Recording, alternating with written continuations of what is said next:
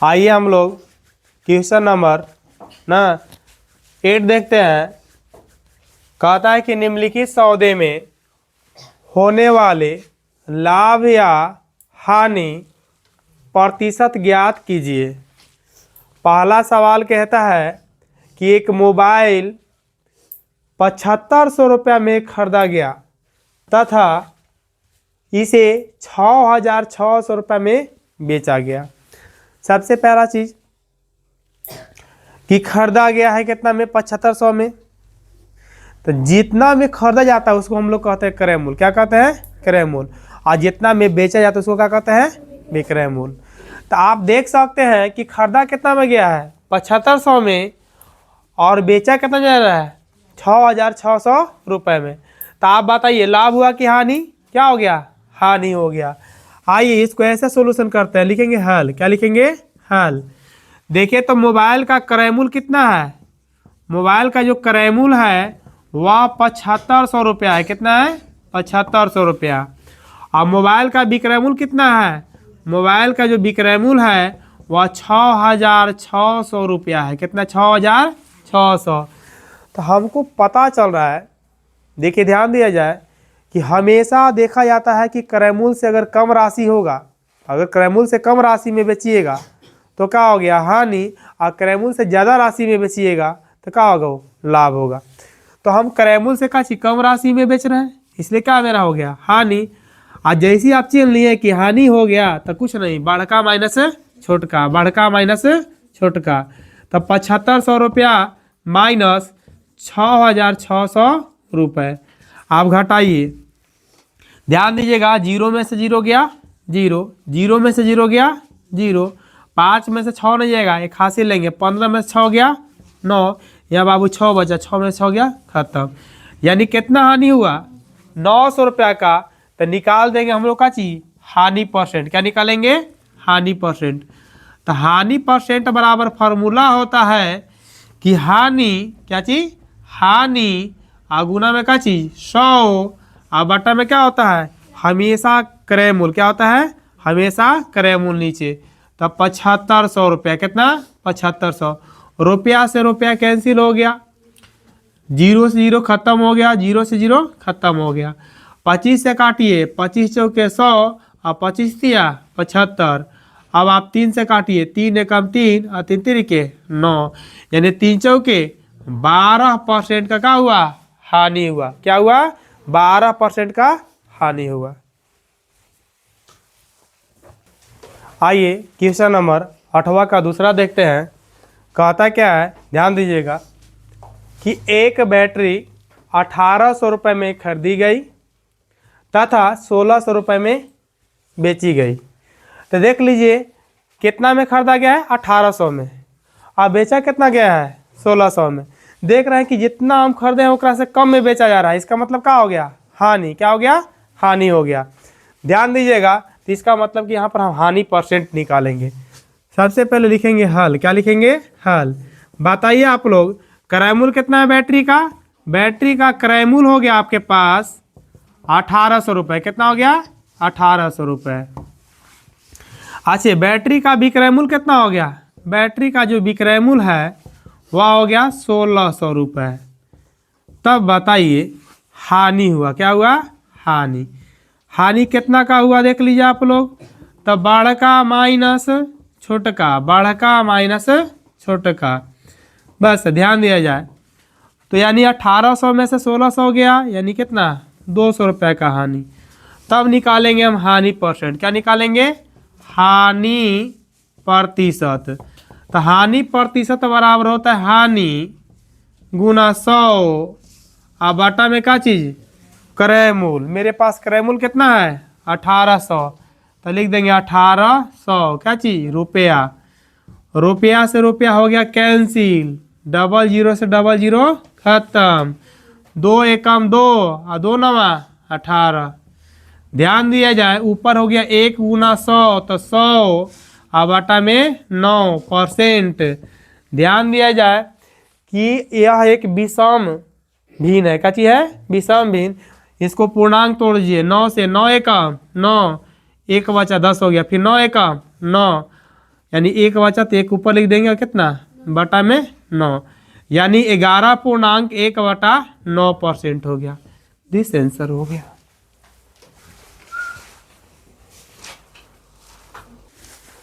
आइए हम लोग सवाल नंबर 9 देख रहे हैं, क्या लिखा हुआ है। निम्न सौदे में होने वाले लाभ या हानि प्रतिशत ज्ञात कीजिए। पहला सवाल कहता है कि एक फल विक्रेता 100 संतरों की टोकरी 250 रुपये में खरीदता है, यानी 100 संतरा है जो कितना में खरीदा गया है, 250 रुपये में खरीदा गया है, तथा प्रति दर्जन 27 रुपया की दर से बेचता है, यानी एक दर्जन का मूल्य कितना है, 27 रुपया है। तो हम क्या करेंगे, एक संतरे का हम क्रय मूल्य निकालेंगे और एक संतरे का विक्रय मूल्य निकालेंगे। ध्यान दीजिएगा, इसके लिए हम क्या करेंगे, ध्यान दीजिएगा। देखिए 100 संतरे का मूल्य कितना है, 250 रुपया, तो एक संतरे का मूल्य कितना जाएगा, 250 बटा 100 हो जाएगा। तो इसको हम क्रय मूल्य डायरेक्ट निकालने के लिए हम क्या करेंगे, एक संतरे का क्रय मूल्य, ध्यान दीजिएगा, एक संतरे का क्रय मूल्य निकालेंगे अगर हम, एक संतरे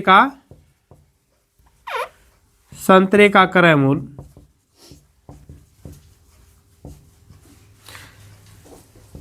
तो ये हो जाएगा, लगा दीजिएगा आप लोग रुपया और बटा में का चीज, वस्तु, रुपया बटा वस्तु। चलिए ध्यान दीजिएगा, 0 से 0 कैंसिल हो गया, 5 से काटिए, 5 × 5 = 25, 5 दूना का 10, यानी 5 बटा 2 रुपया हो गया। ठीक है, ध्यान दीजिएगा, हम एक संतरे का विक्रय मूल्य निकालते हैं, एक संतरे का विक्रय मूल्य। तो क्या करेंगे, 27 रुपये में एक दर्जन हमको संतरा मिल रहा है, हम देखिए रुपया ऊपर लिखेंगे 27 रुपया, अब बटा में एक दर्जन में 12 वस्तु, इसको काटते हैं 3 से, 3 चौके 12 और 3 9 27, 9 बटा 4 रुपया हो गया। देखिए ध्यान दिया जाए, यहाँ इन दोनों को हम पॉइंट बदलते हैं, इसको अगर 2 से भाग देंगे 5 में तो 2 दूना का 4 और 2 × 5 = 10, पैसा के लिए 2 अंक तक कर लीजिएगा।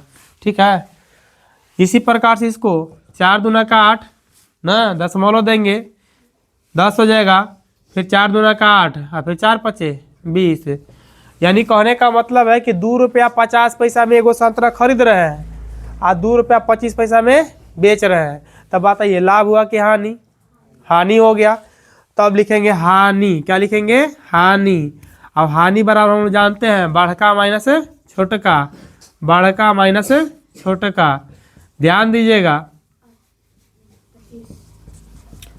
अब घटाएंगे अगर हम इसमें से 2 रुपया 50 पैसा में से 2 रुपया 25 पैसा घटा देंगे तो 2 रुपया हमको केवल कितना मिलेगा, 25 पैसा। क्या मिलेगा, 25 पैसा। तब निकालेंगे हानि परसेंट, क्या निकालेंगे, हानि परसेंट। तो हानि परसेंट निकालने के लिए हानि गुना 100, हानि गुना 100 अब बटा में क्या चीज, एक संतरे का हम क्या निकाल देंगे, क्रय मूल्य। तो कितना, 2.50 रुपया। ध्यान दीजिएगा यहाँ भी रुपया है, रुपया से रुपया कैंसिल हो गया, दशमलव के बाद 2 अंक, दशमलव के बाद 2 अंक, दशमलव से दशमलव का हो गया, खत्म हो गया। आपके पास 25 गुना 100 और बटा में कितना हो गया, 250। ध्यान दीजिए 0 से 0 कैंसिल हो गया, 25 से कम 25, 25 से कम 25, कितना परसेंट हो गया, 10% का हानि हो गया। ठीक है, आइए देखते हैं हम लोग 9 नंबर क्वेश्चन का दूसरा। कहता है गीता ने 45 दर्जन पेंसिल 20 रुपया प्रति दर्जन की दर से खरीदी तथा उसने पेंसिलों का 3 रुपया प्रति पेंसिल की दर से बेची। ध्यान दीजिएगा, गीता को 45 दर्जन पेंसिल खरीदना है, लेकिन उसको कैसे मिला, एक दर्जन पेंसिल कितना मिला, 20 रुपये में। तो एक दर्जन पेंसिल मिला 20 रुपये में, तो हम 45 दर्जन का मान निकाल लेंगे, चाहे हम एक पेंसिल का निकाल लेंगे क्रय मूल्य और एक पेंसिल का विक्रय मूल्य। ध्यान दीजिएगा, 16 में हम क्या करेंगे, ध्यान दीजिएगा, लिखेंगे एक पेंसिल का, क्या निकालेंगे, एक पेंसिल का क्रय मूल, एक पेंसिल का क्रय मूल।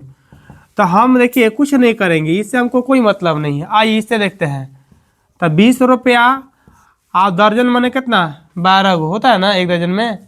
तो 20 रुपया बटा में कितना, 12। इसको काटिए बाबू, कटेगा, काटिएगा तो कटेगा, 4 से काटिए, 4 दी आई 12 और 4 पचे 20, 5/3 रुपया। ठीक है, ध्यान दीजिएगा। इसको अगर मैं भाग दे दूं तो 3 एकम 3,